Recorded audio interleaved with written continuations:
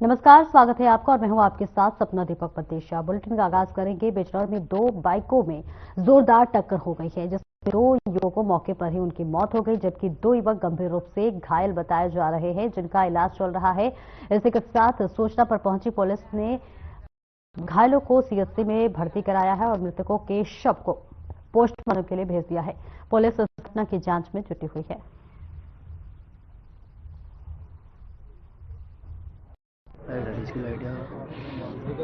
थाना नेटवर्क पर सूचना प्राप्त हुई कि पैजनिया मार्ग पर दो बाइकों की आमने सामने से टक्कर हो गई है। इस सूचना पर स्थानीय पुलिस तत्काल मौके पर पहुंची। घायलों को उपचार हेतु सीएचसी ले जाया गया। स्थानीय सीएचसी द्वारा इनमें से दो व्यक्तियों को मृत घोषित कर दिया गया है। शेष दो व्यक्तियों को बेहतर उपचार हेतु हायर सेंटर रेफर किया गया है। स्थानीय पुलिस द्वारा आवश्यक विधिक कार्रवाई की जा रही है। जनपद बिजनौर के थाना नेटवर्क क्षेत्र के पैजनिया मार्ग पर दो बाइकों की आमने सामने से जोरदार टक्कर हुई, जिसमें दो युवकों की मौत हो गई और दो युवक गंभीर रूप से घायल हो गए। मौके पर पहुंची स्थानीय पुलिस ने घायल युवकों को अस्पताल में भर्ती करा दिया है और दोनों युवकों के शवों को कब्जे में लेकर पोस्टमार्टम के लिए जिला अस्पताल भिजवा दिया है। तो वहीं घटना से इलाके में सनसनी फैल गई और परिजनों का रो रो कर बुरा हाल है। बताया जा रहा है कि युवक किसी कार्य से नहटौर से अपने घर जा रहे थे। रास्ते में दर्दनाक हादसा हो गया। फिलहाल पुलिस घटना की जांच पड़ताल में जुटी हुई है। FM news Pritam Singh Bijnor.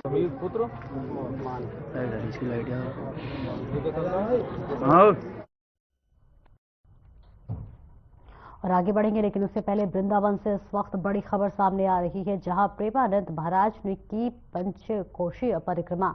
भक्तों के साथ महाराज ने परिक्रमा की है। वृंदावन की परिक्रमा में गूंजे राधे राधे के जयकार। दर्शनों के लिए परिक्रमा में उमड़ी भक्तों की भीड़। सुरक्षा की दृष्टि से पुलिस के पुख्ता इंतजाम हो रहे। तो देखिए, इस बीच ये बड़ी जानकारी आपको दे रहे हैं, जहां वृंदावन में राधे राधे की आनंद महाराज ने पंचकोशीय परिक्रमा की। तो के साथ उन्होंने परिक्रमा की और इसी के साथ साथ वृंदावन की परिक्रमा में राधे राधे की गूंज सुनाई दी। दर्शनों के लिए परिक्रमा में भक्तों का जन सैलाब उमड़ पड़ा। कई जो है भक्त जो थे वो अपनी अपनी बारी का इंतजार करते रहे और इस बीच सभी जो है एक दर्शन के लिए वहां पर आते देखे। और देखिए, इस बीच तस्वीर भी सामने आ गई है, जहां प्रेमानंद महाराज को देख पा रहे हैं। वृंदावन पहुंचे हुए हैं, जहां राधे राधे की गूंज सुनाई दे रही है और इस बीच देखिए, एक तरह से कहें तो जन सैलाब भी यहां उमड़ता हुआ नजर आ रहा है। तमाम जो भक्त हैं, तमाम जो श्रद्धालु हैं, वो इस वक्त आपको नजर आ रहे होंगे। दूर दूर तक देखिए लगातार जो जन सैलाब है वो दिखता हुआ नजर आ रहा है। तस्वीरें आपको दिखा रहे हैं वृंदावन से, जहां महाराज प्रेमानंद पहुंचे हुए हैं राधा रानी के दर्शन करने के लिए और इस बीच भक्तों और श्रद्धालुओं तांता लगा हुआ है। तस्वीरें आप देख सकते हैं, जहां पर प्रेमानंद महाराज जो कि इस वक्त वृंदावन में उनकी जहां पर मौजूदगी है और तमाम उनके जो भक्त हैं, जो श्रद्धालु हैं, वो भी साथ चलते हुए नजर आ रहे हैं। और देखिए, यहाँ पर राधे की गूंज सुनाई दे रही है। तमाम जो भक्त हैं, जो श्रद्धालु हैं, वो इस वक्त वृंदावन में राधा रानी के दर्शन करने के लिए पहुंचे हुए हैं और इस बीच महाराज प्रेमानंद भी देखिए पहुंचे हुए हैं। यहाँ पर भीड़ भी दिखाई दे रही है। तमाम जो श्रद्धालु हैं, दूर दूर से भक्त यहाँ पर वृंदावन पधारे हुए हैं और देखिए तस्वीरें इस वक्त वृंदावन से दिखा रहे हैं, जहाँ प्रेमानंद महाराज पहुंचे हुए हैं और इस बीच राधे राधे की गूंज चारों तरफ सुनाई दे रही है। राधे राधे के जयकारे से तमाम जो श्रद्धालु भक्त हैं वो इस वक्त जो है सुनाई पड़ रही है। सीधे वृंदावन से हम आपको दिखा रहे हैं, जहां महाराज प्रेमानंद राधा रानी के दर्शन करने पहुंचे हुए हैं और इसी के साथ साथ उनके तमाम जो है श्रद्धालु भक्त भी पहुंचे हुए हैं और भक्तों के साथ महाराज ने परिक्रमा की और परिक्रमा के दौरान राधे राधे की गूंज सुनाई दी। प्रेमानंद महाराज के पंचकोशीय परिक्रमा की है। और वहीं उप मुख्यमंत्री केशव प्रसाद मौर्य ने कांग्रेस और समाजवादी पार्टी पर हमला बोला है।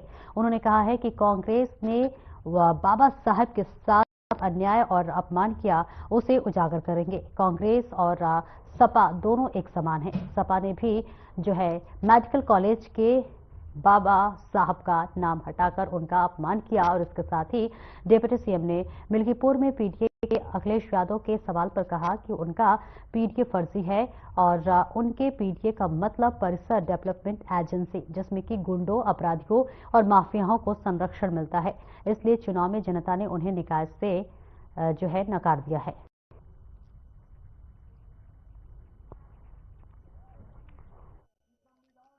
पार्टी राष्ट्रीय स्तर पर संविधान गौरव अभियान के अंतर्गत जो कार्यक्रम कर रही है, उसमें आज कन्नौज में कार्यक्रम था। भीमराव अम्बेडकर जी के चरणों में शीश झुकाकर हम सब संकल्प लेते हैं कि बाबा साहब के साथ जो अन्याय, जो अपमान और जो उनकी भावनाओं की अनदेखी करके कांग्रेस ने पाप किया है, उसको उजागर करेंगे। बाबा साहब को भारत रत्न क्यों नहीं दिया, उनको चुनाव में हराने का प्रयास क्यों किया, संविधान सभा का सदस्य होने से क्यों रोका था, ये सारी चीजें हम ले जा रहे हैं, आगे ले जाने का काम करेंगे।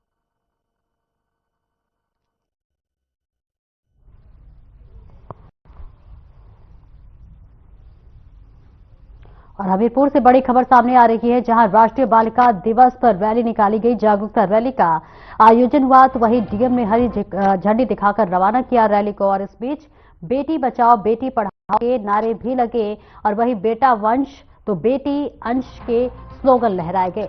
डीएम ने बालिकाओं को किया जागरूक और इसी के साथ साथ सोच का दायरा बढ़ाने, सशक्त होने के लिए भी जागरूक किया।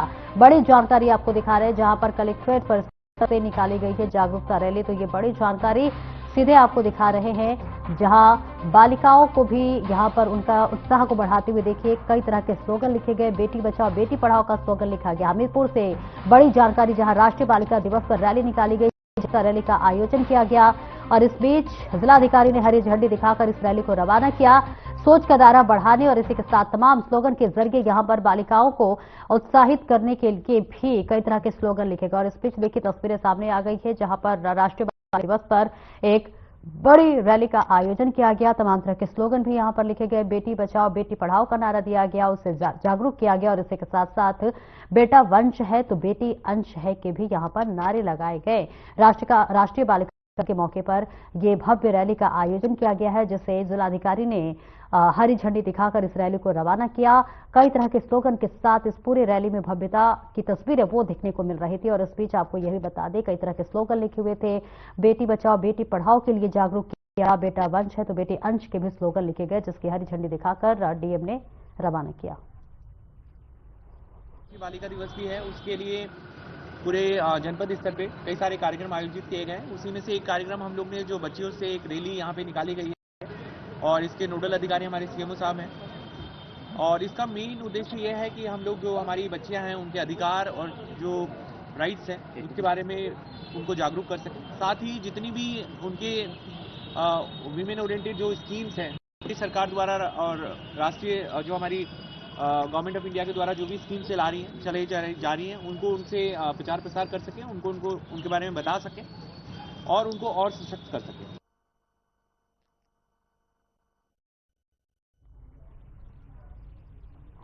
और वही संभल की तीर्थ नगरी के साथ ही ऐतिहासिक नगरी के तौर पर भी जाना जाता है और ये सतयुग कालीन तीर्थ स्थल है तो वही ऐतिहासिक स्थल भी है। आपको बता दें कि संभल जिले में प्रशासन की तरफ से तीर्थ स्थलों का खोजने की कोशिश लगातार जारी है और इसी कड़ी में प्रशासन ने पृथ्वीराज चौहान के समकालीन माने जाने वाले गुरु अमर की समाधि को भी खोज निकाला है। और इस बीच एएसआई संरक्षित इस स्थल को भी प्रशासन संरक्षित करेगा। आपको बता दें कि 1920 में एएसआई संरक्षित इस ऐतिहासिक स्थल के पास में प्रशासन ने ब्रिटिश कालीन सिक्के भी बरामद किए हैं और ये सिक्के 300 से 400 साल पुराने हैं और इन पर भगवान राम, सीता और लक्ष्मण की आकृति भी बनी हुई है।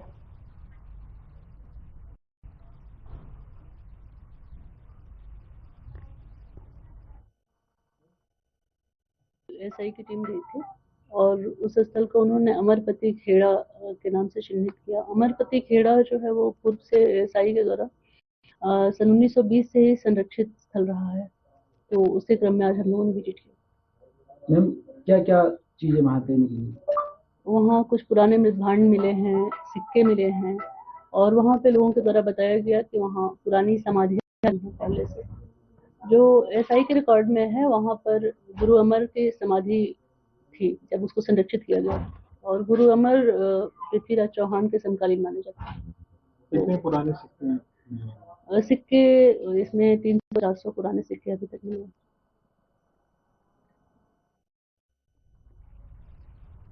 और इस बीच तस्वीर आपको दिखा रहे हैं जहां संभल में 400 और 300 साल पुराने सिक्के मिले हैं, जो सिक्के पर भगवान राम, माता सीता के भी यहां पर चित्र संभव से ये तस्वीरें आपको दिखा रहे हैं जहां पर कई साल पुराना यहां पर सिक्का मिला हुआ है। खुदाई के दौरान 300 से 400 साल पुराना ये सिक्के बताए जा रहे हैं, जहां भगवान राम और माता सीता के भी यहां पर जो है चित्र अंकित है। और ऐसे में ये 300 से 400 साल पुराने सिक्के बताए जा रहे हैं। संभल में मिले हैं 400 साल पुराने सिक्के, और ये सिक्के देखिए बहुत पुराने सिक्के हैं, लगभग 300 से 400 साल पुराने ये सिक्के बताए जा रहे हैं। खुदाई के दौरान देखिए ये सिक्के बरामद किए गए हैं, जिसमें भगवान राम के चित्र अंकित है, माता सीता के भी यहाँ चित्र अंकित है। संभल से तस्वीरें आपको दिखा रहे हैं जहां 400 से साल पुराने सिक्के खुदाई के दौरान बरामद किए गए हैं।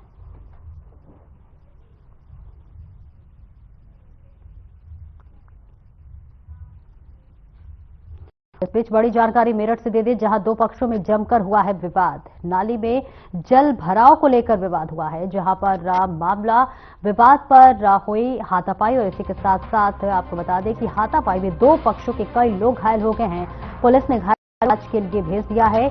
लोगों ने बताया है कि मारपीट का वीडियो भी बना लिया है। और इसी के साथ साथ एसपी सिटी ने एसपी ब्रह्मपुरी को ज्ञापन भी सौंपा है। और इसके लिए मेरठ के थाना टीपी नगर क्षेत्र का ये पूरा मामला आपको बता रहे हैं, जहां पर देखिए यहाँ जैसे ही ये मामला हुआ वैसे ही हड़कंप मच गया। मामूली विवाद पर जो है हाथापाई हुई है। हाथापाई में दो पक्ष के कई लोग घायल हुए हैं, जिन्हें अस्पताल में भर्ती किया गया है, उनका इलाज जारी है। लेकिन इस बीच मेरठ से ये बड़ी खबर, जहां दो पक्षों में जमकर विवाद हुआ है और इसी के साथ साथ नाली में जल को लेकर ये विवाद हो गया। मामला विवाद में से लगातार हाथापाई पर भी बचा, जहां पर लोगों ने मारपीट का वीडियो भी बनाया है। एसपी सिटी ने एसपी को भी देखिए ज्ञापन सौंपा है। और जैसे ही देखिए ये झड़प हुई वैसे ही यहाँ पे हड़कंप मचा। इस बीच तस्वीरें भी सामने आ गई है, जहां दो पक्षों में जमकर देखिए लात घुसे चल रहे हैं, एक दूसरे को यहाँ पर मारते पीटने के लिए उतारू हो गए हैं। इसका वीडियो भी देखिए इस वक्त वायरल हो रहा है लगातार। वहां पर मौजूद लोगों ने इस पूरे झड़प की वीडियो भी बनाई है। बताया जा रहा है कि दोनों में ये विवाद हुआ है और इसके पीछे क्या वजह रही है फिलहाल अभी ये साफ नहीं हो पाया है। लेकिन दो पक्षों में ये मारपीट का वीडियो इस वक्त हम आपको दिखा रहे हैं। दोनों पक्षों के कई लोग घायल हो गए हैं, जिन्हें अस्पताल में भर्ती किया गया है। लेकिन इस बीच आपको बता दें कि मामूली विवाद था और मामूली विवाद बढ़ा, बढ़ते बढ़ते हाथापाई हो गई।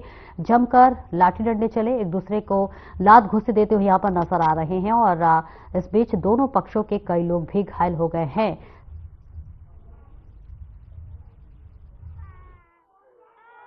देखिए थाना टीपी नगर क्षेत्र में एक वीडियो वायरल हो रहा है, जो शिवपुरम के वार्ड 11 क्षेत्र का बताया जा रहा है। जांच करने में पता चला कि ये दो पड़ोसियों के बीच में पानी भराव को लेकर विवाद चल रहा था, जिसके बाद इनकी आपस में मारपीट हुई, रासुनी हुई।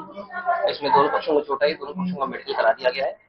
मेडिकल के आधार पर इसमें आवश्यक विधि कार्रवाई की जा रही है। और जो विवाद है उसके लिए एसपी ब्रह्मपुरी को जांच दी गई। जांच में जो भी तथ्य सामने आएंगे उसके अनुसार इसमें आगे विधि कार्रवाई। सर मेन कारण क्या है? जैसे मैंने बताया कि इसमें एसपी ब्रह्मपुरी जांच करेंगे, जांच में जो भी तथ्य सामने आएंगे उसके अनुसार इसमें आवश्यक कार्रवाई।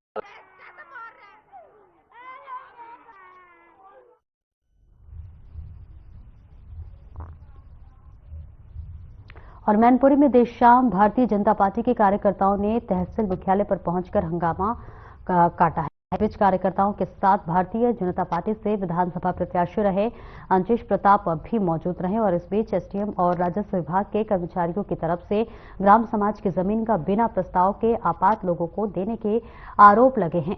अंचेश यादव ने शाम तहसील मुख्यालय पहुंचने के बाद राजनीतिक चर्चाओं का बाजार गर्म हुआ।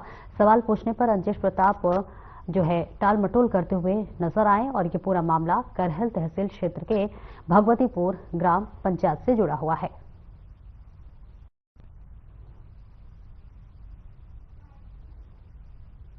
क्षेत्र की एसडीएम साहब से मिलकर सब लोगों को मिलवा के सब लोगों की समस्या अपनी कुछ किसी जमीन जायदाद की सबकी वो सबको हल कराने के लिए मैंने मिलने आया था। सबको समस्या सुनने के लिए जनता ने इतना मुझे सहयोग किया है, तो उनके साथ मुझे नहीं खड़े होऊंगा तो फिर लोग मेरे साथ कैसे खड़े होंगे? समस्याएं तो रात क्यों टाइम मिला एसडीएम साहब से शाम के टाइम, दिन में एसडीएम साहब कहीं और क्षेत्र में रहते तो मैं शाम के टाइम ही अधिकारियों से लोगों की सबकी समस्या एसडीएम साहब से भी मिले, सीओ साहब से भी मिले, दोनों से अपनी लोगों की समस्या रखी मैंने। अरे इतनी रात जो है करहल तहसील मुख्यालय पहुंचे, क्या मामला है ये? मामला ये है कि यहाँ प्रशासन द्वारा मतलब अपात्र लोगों को पट्टे दिए जा रहे हैं, बहुत पैसा मोटा लोगों को सुनी नहीं जा रही है। इसके संबंध में जिलाधिकारी महोदय को मतलब प्रार्थना पत्र कल दूंगा, तैयार करा दी जाएगी आपके सामने है। और मैं इनसे मिला, मैंने कहा सूची दे दो, ये कह रहे आपत्ति दो। मैंने कहा आपत्ति जब दें किसी आदमी को सूची दोगे आप, भाई सूची देनी चाहिए ना, तो मैं बताऊंगा कि ये गलत है सही है, और सूची देने को तैयार RTI डाली, सब कुछ किया, बस मतलब कि कह रहे बस करेंगे हम तो जो करेंगे मनमानी है। नहीं तो अभी कौन कौन आया आपके पास? हमारे साथ तो बहुत सारे लोग हैं। कौन कौन? अरे कई सारे लोग हैं, हम भी हैं, बहुत सारे आप देख रहे हैं पीछे आगे पीछे बने। नहीं, अन्वेष प्रताप भी साथ हैं? हाँ, अन्वेष प्रताप हूँ।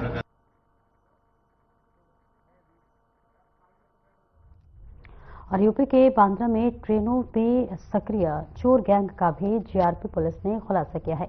आपको बता दें कि पुलिस ने अपनी बातों में फंसाकर ट्रेन में यात्रा करने वाले यात्रियों से ठगी करने वाले राजस्थान की पूजा को उसके 2 साथियों के साथ गिरफ्तार किया है। आरोपी पूजा घटना को अंजाम देने के बाद जो है ट्रेन धीमे होने की वजह से उतरकर भाग जाती थी और पुलिस की नजर से बचने के लिए ये पटरियों के किनारे डेरा डालकर रहते थे और अपना ठिकाना भी बदलते रहते थे। जीआरपी थाना इंस्पेक्टर नवींद्र शेखर अग्निहोत्री ने इसको लेकर पूरी जानकारी साझा की है।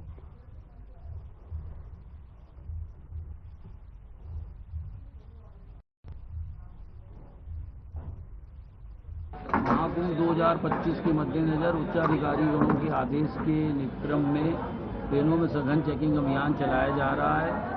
उसी क्रम में दिनांक 21/1/25 को हमारे रेलवे स्टेशन में एक यात्री गजेंद्र सिंह अपनी पत्नी और अपने परिवार के साथ और बच्चों के साथ झांसी प्रयागराज एक्सप्रेस से महोबा के लिए जा रहे थे, तो उनका पर्स चोरी हो गया, जिसमें 2 सोने के हार, आधार कार्ड और अन्य सामान गया हुआ था। लेडीज पर भूरे रंग के था।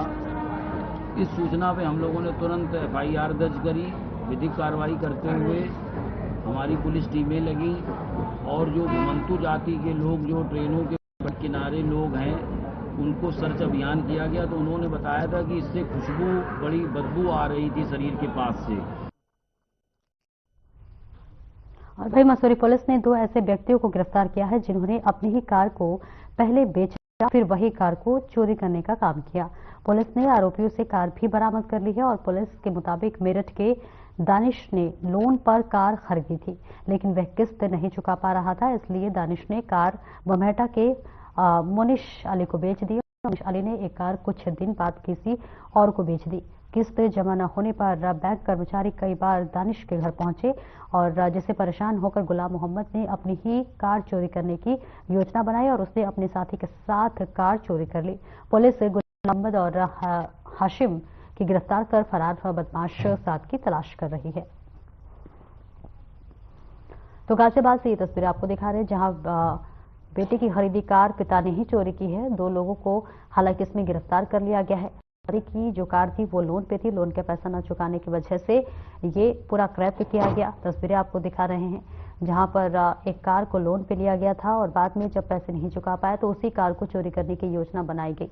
तस्वीरें आपको गाजियाबाद से दिखा रहे हैं। गाजियाबाद का पूरा मामला है जहां पर एक कार को लोन पे खरीदा गया था और वो पैसे पूरा न चुकाने पर जो है इसके एवज में उसी कार को चोरी करने की योजना बनाई गई। हालांकि अब पुलिस इस पूरे मामले में तफ्तीश करते हुए जुटी और 2 लोगों को भी गिरफ्तार कर लिया है।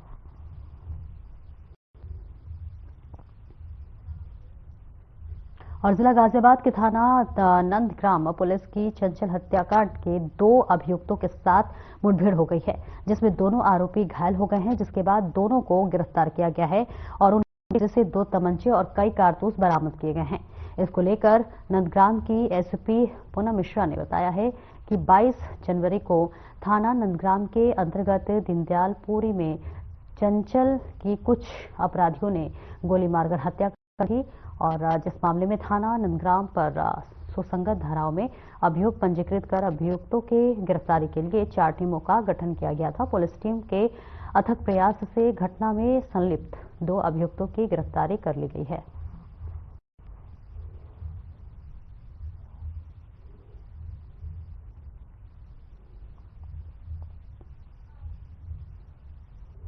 कल दिनांक 22 जनवरी 2025 को थाना नंदग्राम में दीनदयालपुरी में एक व्यक्ति चंचल की गोली मारकर कुछ अभियुक्तगणों के द्वारा हत्या कर दी गई थी, जिस संबंध में थाने पे तत्काल उचित धाराओं में मुकदमा पंजीकृत करा दिया गया था। साथ ही तुरंत 4 टीमों का गठन किया गया था, जिनके द्वारा अथक प्रयास से अपने मानवीय इंटेलिजेंस और साथ ही सर्विलांस की मदद से आज घटना में जो अभियुक्तगण थे, 2 अभियुक्तों को उनमें से गिरफ्तार कर लिया गया था। उन अभियुक्तगणों से पूछताछ की जा रही थी, जिसमें उनके द्वारा जो घटना में इस्तेमाल किए गए हथियार की बरामदगी के लिए पुलिस टीम को नंदग्राम चौकी के कृष्णा कुंज के पास लाया गया और वहां छुपा रखे गए हथियार से पुलिस टीम पे जानलेवा हमला कर दिया गया था, जिसमें पुलिस टीम को अपनी जान बचाने के लिए गोली चलानी पड़ी थी, जिसमें दोनों बदमाश घायल हो गए हैं।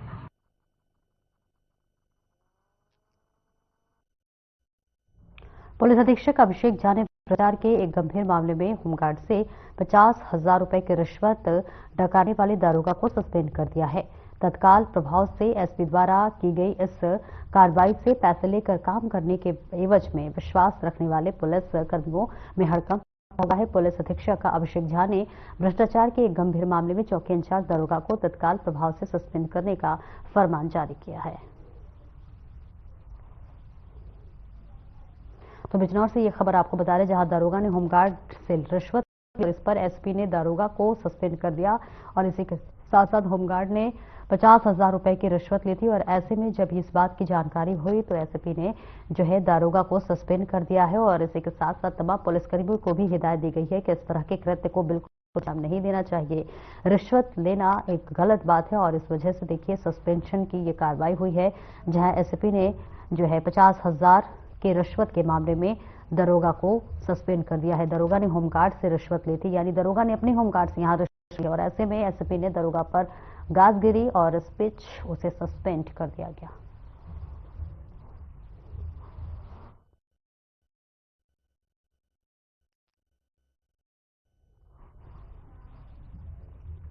और सहारनपुर के थाना देहात कोतवाली क्षेत्र की रामनगर स्थित कृष्णा गार्डन कॉलोनी में 20 से 25 अज्ञात लोगों ने फायरिंग कर दहशत फैलाई। गोली लगने के बाद जो है मोहन नामक व्यक्ति सहित 2 अन्य गंभीर रूप से घायल हो गए हैं। सभी घायलों को जिला अस्पताल में भर्ती कराया गया है, जहां उनका उपचार चल रहा है। घटना की जानकारी मिलते ही पुलिस मौके पर पहुंची। घटना के कारणों का पता नहीं चल सका है।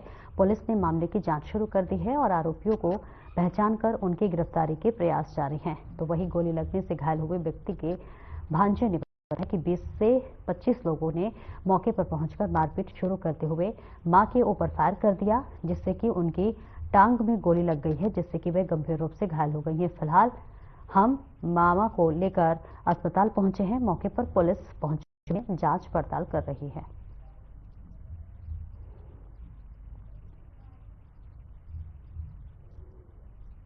मेरा नाम दीपक कुमार है।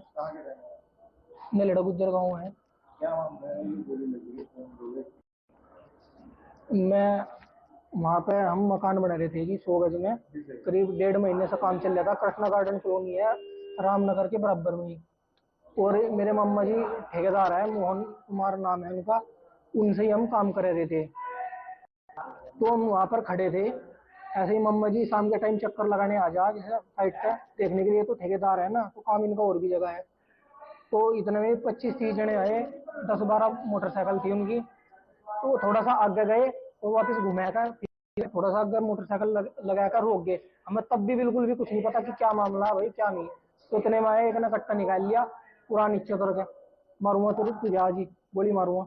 आज शाम करीब 5:15 बजे थाना कोतवाली देहात पर एक सूचना प्राप्त हुई कि कृष्णा गार्डन कॉलोनी के पास एक व्यक्ति को कुछ अज्ञात लोगों ने उसके पैर में गोली मार दी है। पुलिस तत्काल मौके पर पहुंची, वहां जाकर तस्दीक की तो पता चला कि एक व्यक्ति जिसका नाम मोहन है, जिसकी आयु करीब 35 वर्ष है, जो कि वितिया ग्राम का रहने वाला है, ठेकेदारी का काम करता है। यह व्यक्ति अपने रिश्तेदार दीपक के यहाँ ठेकेदारी का कार्य करने गया था कृष्णा गार्डन कॉलोनी में। तभी कुछ अज्ञात लोगों ने उसके पैर में गोली मार दी और फरार हो गए। फिलहाल इस व्यक्ति का उपचार चल रहा है। इससे तहरीर प्राप्त होने पर उचित धाराओं में पंजीकृत कर अग्रिम कार्रवाई की जाएगी।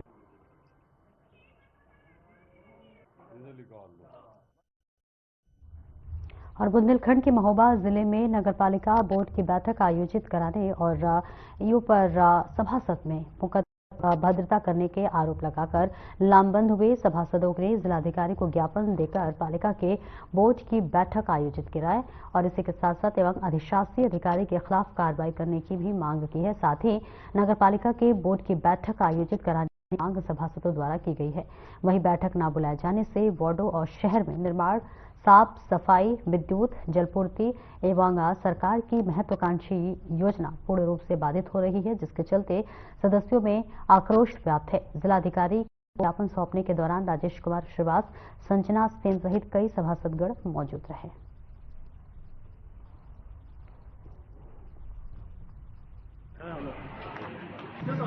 हम लोग अपनी सभी सभासद हैं जो 16, 17, 18 सभासद, वो लोग अपनी एक मांग है हमारी कि जो हर महीने जो मासिक बैठक होती है बोर्ड की वो कराई जाए। जो पिछले 2 वर्षों में केवल 2 ही 3 बार बैठक हुई है, वो भी कचली मेला की बैठक होती है और 1 बार बजट की बैठक हुई है।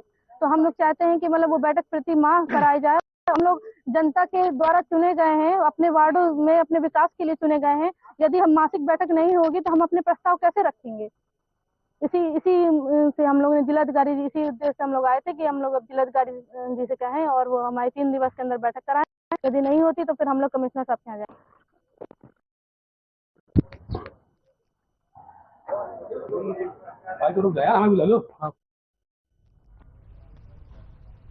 फिलहाल इस बुलेटिन में इतना ही। नमस्कार।